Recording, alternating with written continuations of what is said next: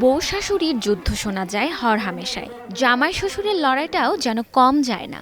ঘরে নয়, সে যুদ্ধটা হয় হাডুডু খেলায়। কিশোরগঞ্জের পাকুন্দিয়ার মজুদপুর গ্রামে আয়োজন করা হয় শ্বশুর বনাম জামাই হাডুডু প্রতিযোগিতা। মুখোমুখি শ্বশুর বনাম জামাই দল।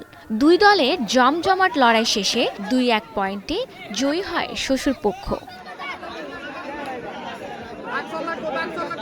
মুখোমুখি শ্বশুর বনাম জামাই দল।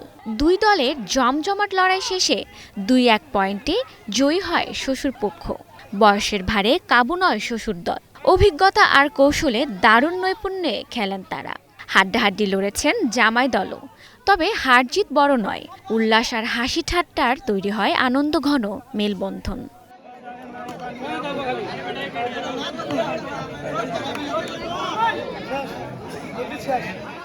উৎসবমুখর পরিবেশে খেলাটি দেখতে জড়ো হন ছোট বড় নানা বয়সী মানুষ।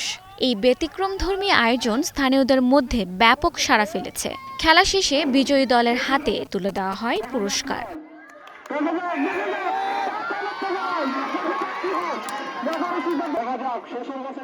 খেলার আয়োজন করে স্থানীয় বাসিন্দারা। আনন্দ আর সৌহার্দ্য ছড়িয়ে দিতে প্রতি বছরই এরকম আয়োজনের প্রত্যয় তাদের।